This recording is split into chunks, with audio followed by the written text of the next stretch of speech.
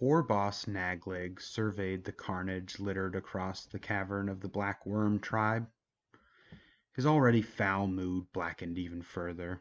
Dozens of his fellow grots lay dead amidst the fungus-covered stalagmites, torn and bludgeoned to bloody ruin. "A curse on them big'uns!" he spat, brandishing his tri-forked moon prata with helpless rage. "Let the bad moon fall on them, and crush them in their stinking heads." "It's the cracked skull lot," hissed one of the remaining warriors, kicking one of the few orc corpses that lay amidst the sea of dead grots. Its flesh was bare and covered in grey-black soot aside from the face, which bore a purple outline of a grinning skull. There was a chorus of curses and bitter invective from the surrounding tribe, those who had managed to sneak away from the ambush unscathed. It had not been too long since the tribes of the Smoke Scar had the proper fight to keep them all distracted, and when the orcs got bored, it was the Black Worms who suffered. The Moon Clan grots had been happily throwing their last few prisoners into the squig pits when the skull face had struck. They had been bellowing and hollering something fierce as they bounded into the cavern, clubbing and smashing everything in their path. Naglig spat a lump of black viscous matter that splashed across the face of the dead orc. At this rate he would hardly have any warriors left come raiding season. How he longed to sneak up through the smoke vents and pay a visit to the cursed skull faces while they slept, to open a few throats and put out a few eyes until his toes were splashing and squishing in blood. He entertained himself with the vision for a while, but it swiftly faded to bitterness. The orcs were too big and too many. The Black Worm had no choice but to suffer their attention until the snows melted and the Uruk tribes once more were able to turn their axes towards the Long Ears in the valley below. He heard the shuffled movement off to the left and spun, raising his moon prodder. Snort hissed and snuffled its feet at his side. The squig's jaws already dripped with black blood and trails of stringy goblin flesh. "Who's sneaking about back there?"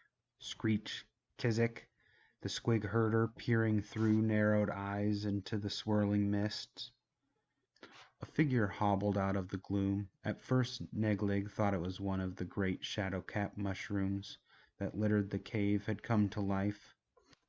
As the newcomer came closer, however, Naglig saw that it was a grot. What looked like a broad, flat hat was in fact a fungoid growth that was protruding from the creature's skull.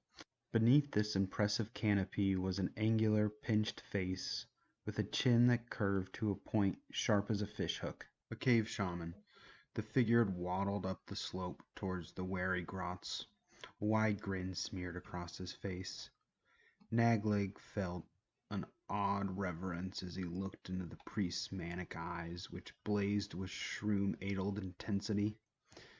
It was said that cave shamans spoke directly to Gorkamorka whenever they feasted upon the sacred death cap, and their holy visions always led to a fine festival of slaughter. A visit from one of the great green god roving war seekers was a blessing from the bad moon, all right. In all their long and not often glorious history, the Black Worm tribe had never received such an honor. "Well, you is a sorry lot, ain't you?" the mad-eyed priest cackled. "Trapped in these here caves, hunted by stormgits and battered by big'uns whenever it takes their fancy. Bad moon ain't shining down on you."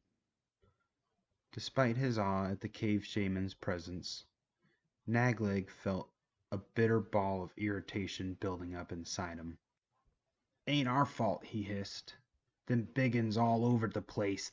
The cave shaman held up a long, crooked finger. "Bite your tongue, Warboss," he said. The mad-eyed priest began to shuffle and twirl with a madcap flourish, stamping his feet and brandishing his crooked staff. The wriggling centipede creature atop the staff's tip writhed and hissed in irritation as the priest whirled and cackled and kicked his iron-capped toes. The bad moon hangs over the land below, bellowed the cave shaman as he cavorted madly. Above, a desert of green-skinned dead, all split and poked and stung by arrows. No orcs left down there, no big toothed ones to clobber and bellow and whip you bloody raw. Only glory for the grots! Choking spores began to spill from the cave shaman's mushroom crown. Naglig blinked and retched as a cloud seeped into his enormous nostrils, setting his brain alight with painful yet tantalizing fire. Witness the true power of the Blackworm tribe, roared the shroom priest. Witness what's await you all in the lands below, where grots rule all. And with that, he blew a cloud of sparkling powder into the war boss's face. Naglig's mind was torn forcibly from his spindly body, sent soaring out across a burning dreamscape of sour green skies and rolling amethyst dunes.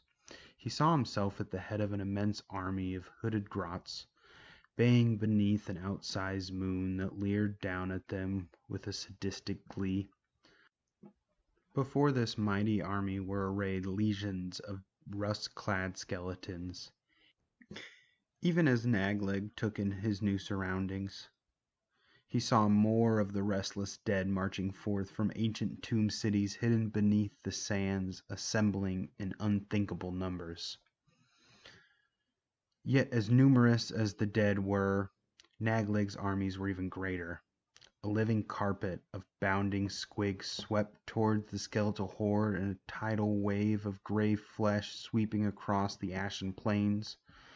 Naglig shrieked his prayers to the bad moon, and his endless mob screamed along with him, the clamor of their voices reaching such a pitch that distant mountain ranges crumbled to nothing, and blazing, sickle-shaped meteors rained from the maddened skies to crush mausoleum cities and barrow mounds to dust. The Grot army had begun to run towards this most glorious battle, this gift from the great god Gorkamorka, and Naglig followed. As he charged faster and faster, his feet left the ground, and he was soaring out over an ocean of black-clad bodies, as the skies exploded in flaming spirals of lurid color.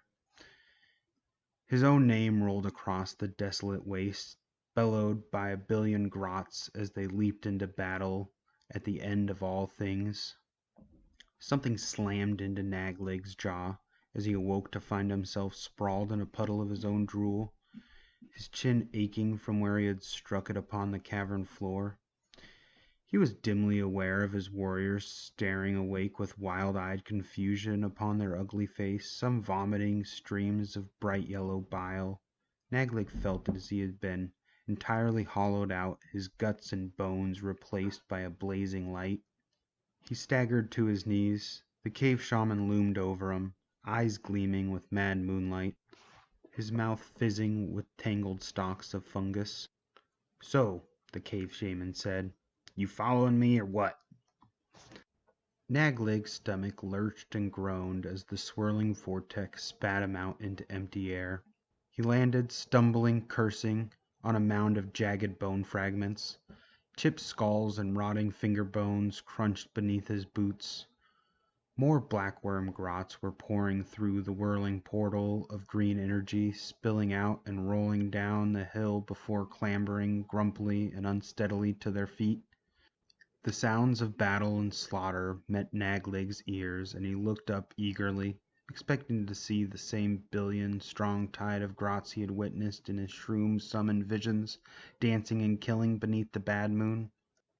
Instead, he saw a valley of dead come to life. On all sides, rib-shaped arcs of yellowed bone carved away towards the sky of deepest purple. Within the valleys and canyons formed by these mountainous bones, scattered bands of greenskins were surrounded by all sides by a surging horde of skeletal warriors, so vast that it seemed the valley floor itself was writhing. Great swooping clouds of bats whirled overhead, and within the thick flock of leathery wings Naglig could see massive human-shaped figures with wide fang-filled mouths. The screams of the dying filled the air. Naglig saw banners of the Moon-Clan tribes protruding from within the sea of shifting bones, isolated islands of black-clad figures slowly being torn down and shredded by the relentless pressing of the dead. Some tried to flee, only to be snatched up by the bat-like predators, which wheeled away with their prize clamped between razor-sharp claws. "Here we are, then," came a voice behind him, and Naglig turned to see the cave shaman brushing bone dust from his robes.